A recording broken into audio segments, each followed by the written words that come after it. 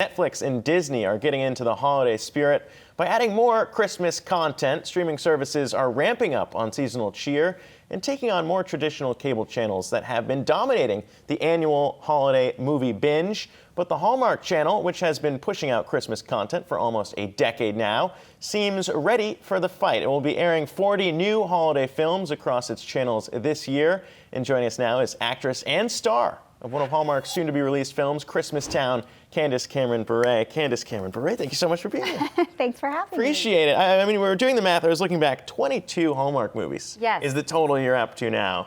Right. I mean, that's a lot. How have you enjoyed managing all of these things? Well, I've loved it. That's why I'm a part of the Hallmark Channel, and I love doing the movies, and I love the company and the values that they have, and I love the audience, and I love making movies that make people feel good. Yeah, have you noticed? I mean, Hallmark's been good at doing that, right? I mean, as we were just talking about, I mean, not Halloween, Christmas is their season, right, for Hallmark. But now as we're seeing other, content platforms out there, we'll get into Fuller House on Netflix in a while, but I mean, Disney, Netflix, all kind of targeting the holiday theme as well here. So how do you kind of manage all of that? Yeah, well, Hallmark's done such an incredible job, and obviously there's a real niche for holiday movies, and all the other networks and streaming platforms have caught on that there's an audience that wants them, loves them, soaks them up. But in my opinion, no one does it like Hallmark. No one does the holidays.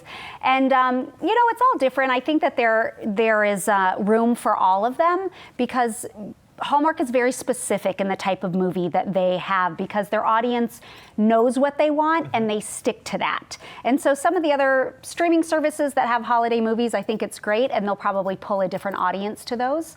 And there's room for lots of actors and producers in the Christmas genre. Yeah, for sure. And as an actress who works both with traditional networks like the Hallmark Channel and then with content that's put on something like a Netflix, do you find that when you're in front of the camera, is that experience different? Are those production companies different, or what is that differential? No, the difference, it doesn't make a difference whether it's streaming or on cable or network television as far as being an actor. It all depends on the production and what your budget is. That's what makes the biggest difference. I do find, though, when you're on traditional cable, because you have advertisers, that does make a difference. And whereas streaming, you watch what you watch, and that's kind of it. So there's disadvantages to that as an actor and as even a producer when you're on streaming, and although there are some advantages to both. Yeah, well, let's talk about... I'm happy that I'm on both platforms, because... It doesn't hurt to have some options at your hands here. And I mean, we've seen that too with Netflix, right? Because they have Fuller House season 5, the final season, is going to be debuting here December 6th. So I mean, what's that process been like? Because I know it's afforded you the opportunity to jump in and actually direct some of these episodes as well. Yeah, it's been really wonderful.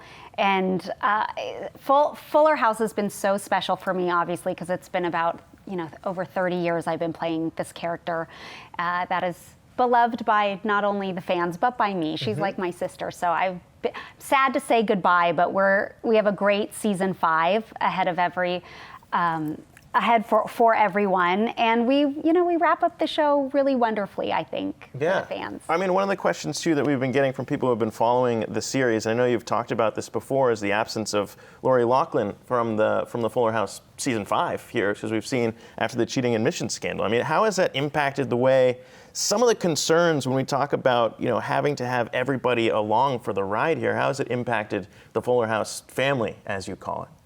We've done the show, and the writers and producers have done a really great job, and the show must go on. It does go on, and it's made Jeff and his family very happy, because as he was saying, it's been on all the time, nonstop. Every night in our house, my 8-year-old daughter Kate goes to sleep to it every night. Oh. That's what I'm saying. So family it's very true. People have a connection to the show. Put her to bed sometimes. Night, night, Kate. Yeah, I'm sure. Candace Cameron-Bure, thank you so much for joining us. Thanks for having me. Congrats on all the success. Thank you. Fuller House, again, debuts, final season, December 6th. Thank you again for joining us. Hey investors, Zack Guzman here. Are you interested in learning more about the markets and getting the latest financial news? Well, then click right here to subscribe to our Yahoo Finance YouTube channel. Get the latest up-to-the-minute market analysis, big interviews in the world of finance, and information on how to manage your money every day wherever you are.